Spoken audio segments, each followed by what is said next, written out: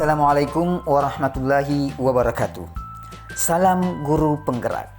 Saya Syahrul Saleh SPDI GR, CGP Angkatan 9 Provinsi Sulawesi Selatan, Unit Kerja UPT SPF SD Impres Perumnas Kota Makassar.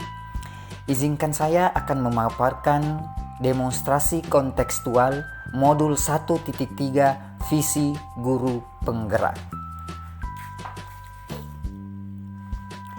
Apakah itu paradigma inquiry apresiatif?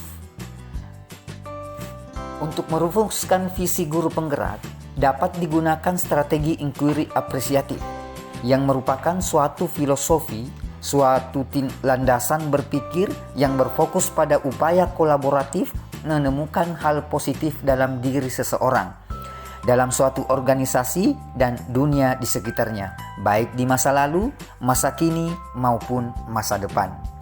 Inquiry apresiatif juga dikenal sebagai pendekatan manajemen perubahan yang kolaboratif dan berbasis kekuatan. IA menggunakan prinsip-prinsip utama psikologi positif di sekolah.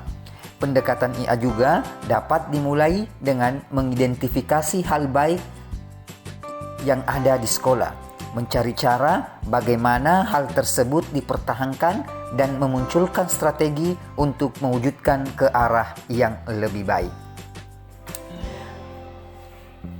Tahapan bagja dalam inquiry apresiatif yaitu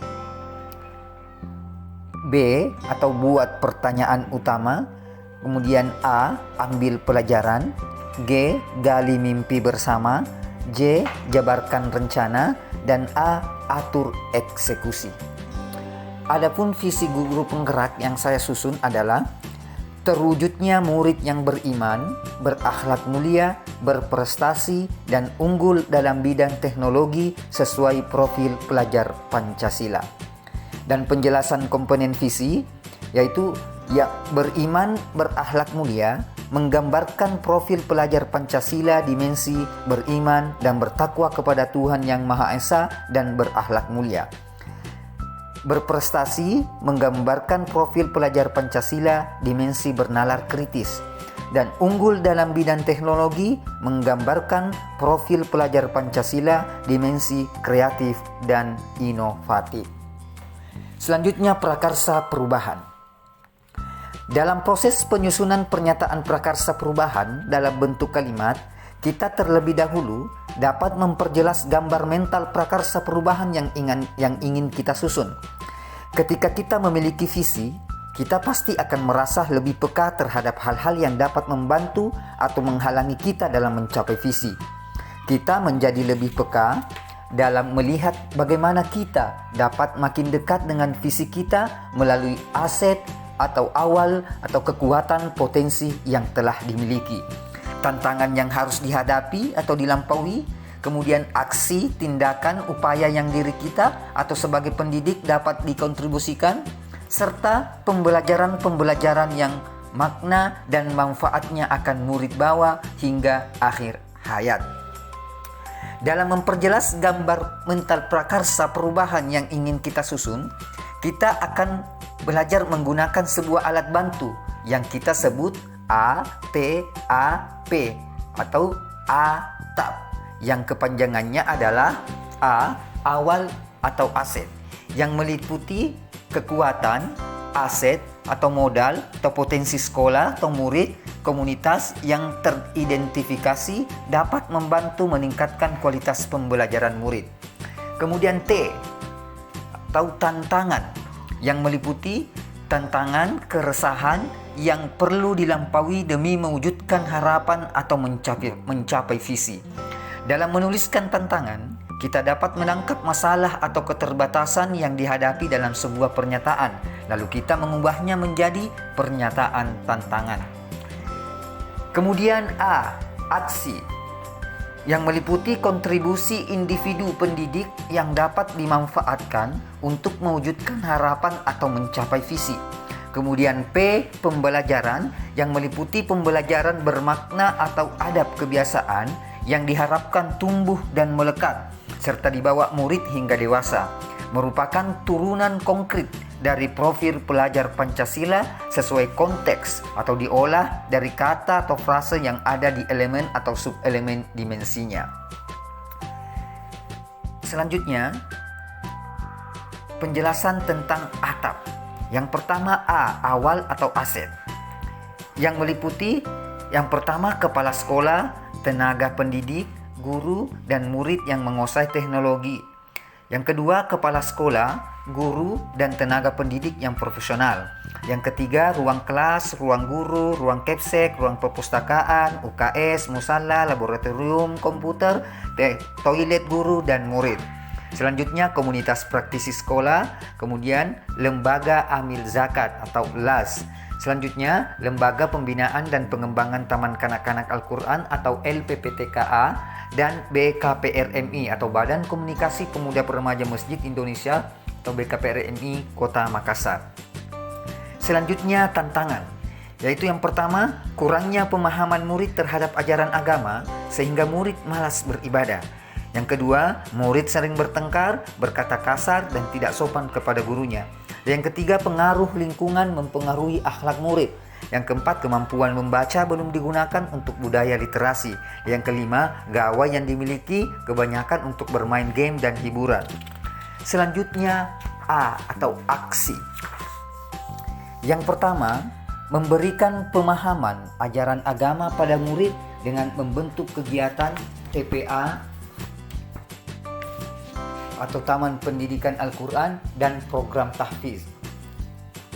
Yang kedua, bimbingan konseling secara kelompok dan individu. Yang ketiga, membuat pesan bergambar atau poster di kelas tentang indahnya saling menghargai dan bersikap sopan santun serta pembiasaan mengucapkan kata maaf, terima kasih, tolong, dan permisi. Dan yang keempat, memberikan contoh penggunaan teknologi dalam pembelajaran dan menjelaskan manfaat dari penggunaan teknologi serta memberikan pendampingan terhadap rekan sejawat yang enggan dan tidak paham terhadap penggunaan teknologi. Dan yang kelima, memberikan pelatihan pemanfaatan teknologi dalam pembelajaran terhadap murid dan guru. Selanjutnya pembelajaran yang meliputi yang pertama, murid taat beribadah. Yang kedua, murid lebih memahami nilai diri dan dampak dari perilaku positif dan perilaku negatif. Yang ketiga, murid memiliki sikap dan berperilaku yang baik. Selanjutnya, murid mampu mengaplikasikan komputer dengan baik. Dan yang kelima, murid memiliki motivasi yang tinggi, berusaha bertanya dan berpikir. Dan yang keenam, murid mampu memecahkan masalah. Adapun prakarsa perubahan yang saya susun, yaitu menerapkan pembelajaran yang kreatif dan inovatif untuk mewujudkan visi murid yang beriman, berakhlak mulia, berprestasi, dan unggul dalam bidang teknologi sesuai dengan profil pelajar Pancasila. Adapun tahapan bagja berdasarkan prakarsa perubahan, yaitu B. Buat pertanyaan utama atau define. Pertanyaannya, 1. Bagaimana cara mewujudkan murid yang beriman, berakhlak mulia, berprestasi, dan unggul di bidang teknologi sesuai dengan profil pelajar Pancasila? Yang kedua, apa yang harus saya lakukan untuk mewujudkan murid yang beriman, berakhlak mulia, berprestasi, dan unggul di bidang teknologi sesuai dengan profil pelajar Pancasila? Kemudian tindakan yang akan saya lakukan, yang pertama, memberikan pemahaman ajaran agama kepada murid dengan pembiasaan sholat berjamaah dan mengikuti program TPA dan tahfiz serta pembinaan kegiatan rohani bagi murid non-muslim di sekolah. Yang kedua, membiasakan diri untuk berperilaku 5S atau senyum, salam, sapa, sopan, dan santun di lingkungan sekolah. Yang ketiga, membiasakan 4 kata ajaib, yaitu maaf, tolong, terima kasih, dan permisi. Selanjutnya, membentuk komunitas murid pecinta sains dan teknologi. Selanjutnya, memanfaatkan teknologi dalam proses pembelajaran. Kemudian, bagian A atau ambil pelajaran atau discover. Pertanyaan yang saya susun yang pertama adalah, siapa yang pernah berhasil mewujudkan murid yang beriman, berakhlak mulia, berprestasi, dan unggul di bidang teknologi sesuai dengan profil pelajar Pancasila? Yang kedua, aktivitas apa saja yang dilakukan untuk mendapatkan hasil yang diinginkan. Dan yang ketiga, situasi apa saja selama ini yang telah mendukung usaha dalam mencapai murid yang beriman, berakhlak mulia, berprestasi, dan unggul di bidang teknologi sesuai dengan profil pelajar Pancasila. Kemudian yang keempat, keterampilan apa saja yang dimiliki untuk mewujudkan murid yang beriman, berakhlak mulia, berprestasi, dan unggul di bidang teknologi sesuai dengan profil pelajar Pancasila. Kemudian tindakan yang saya akan lakukan yaitu yang pertama, mencari profil orang atau tokoh terkenal yang sudah pernah berhasil. Yang kedua, mencari tahu dan mencatat bagaimana dia mewujudkan murid yang beriman, berakhlak mulia, berprestasi, dan unggul di bidang teknologi sesuai dengan profil pelajar Pancasila. Selanjutnya, bagian G atau gali mimpi, dream. Pertanyaan yang saya susun yang pertama, apakah kebiasaan-kebiasaan baru yang saya bayangkan akan dilakukan ketika mewujudkan murid yang beriman, berakhlak mulia, berprestasi, dan unggul di bidang teknologi sesuai dengan profil pelajar Pancasila? Yang kedua, bagaimana perasaan saya ketika telah mewujudkan murid yang beriman, berakhlak mulia, berprestasi, dan unggul di bidang teknologi sesuai dengan profil pelajar Pancasila? Dan yang ketiga, apa saja yang mendukung atau sumber daya yang saya bayangkan akan tersedia untuk mewujudkan murid yang beriman, berakhlak mulia, berprestasi, dan unggul di bidang teknologi sesuai dengan profil pelajar Pancasila. Kemudian tindakan yang saya akan lakukan yaitu yang pertama, memimpikan murid yang beriman, berakhlak mulia, berprestasi, dan unggul di bidang teknologi sesuai dengan profil pelajar Pancasila. Yang kedua, perasaan saya adalah bahagia dan bangga. Selanjutnya, membayangkan musala dipenuhi oleh murid-murid yang sedang beribadah dengan kesadaran sendiri. Yang keempat, membayangkan murid ada yang menjadi tahfiz Al-Quran. Yang kelima, membayangkan murid meraih juara dalam bidang iptek atau ilmu pengetahuan dan teknologi, dan imtak atau iman dan takwa. Selanjutnya, membayangkan murid, guru, dan tendik menguasai teknologi dengan baik. Selanjutnya, membayangkan memiliki laboratorium komputer yang memadai. Selanjutnya bagian J atau jabarkan rencana atau desain. Pertanyaan yang saya susun yang pertama adalah, apa langkah paling sederhana atau langkah pertama apa yang bisa dilakukan dalam mewujudkan murid beriman, berakhlak mulia, berprestasi, dan unggul di bidang teknologi sesuai dengan profil pelajar Pancasila? Yang kedua, apa tindakan-tindakan selanjutnya yang bisa mendukung bagaimana mengukur kemajuan dan melanjutkan langkah? Dan yang ketiga, bagaimana cara untuk saling menyemangati dalam mewujudkan murid beriman, berakhlak mulia, berprestasi, dan unggul di bidang teknologi sesuai dengan profil pelajar Pancasila. Kemudian tindakan yang akan saya lakukan yang pertama, memberikan contoh teladan serta menyisipkan pesan moral di setiap pembelajaran. Yang kedua, memanfaatkan fasilitas komputer sebagai media pembelajaran yang menarik dan kreatif. Kemudian, guru rajin mengikuti seminar yang mampu mengembangkan kompetensi. Selanjutnya, membuat capaian yang realistis. Dan yang kelima, semua pihak saling berkolaborasi serta kompak dalam konsisten memberikan teladan yang baik kepada murid. Yang selanjutnya, memberikan penghargaan dan apresiasi yang tinggi serta menginspirasi murid agar lebih berkembang. Selanjutnya yang terakhir A atau atur eksekusi atau deliver. Pertanyaan yang saya susun yang pertama, siapakah yang berperan menyusun, mensosialisasikan, membimbing, memantau praktik baik terkait perilaku dan akhlak murid, pengembangan potensi murid, dan pengembangan iptek yang sesuai dengan profil pelajar Pancasila? Yang kedua, siapa saja yang akan saya libatkan dalam mewujudkan rencana ini?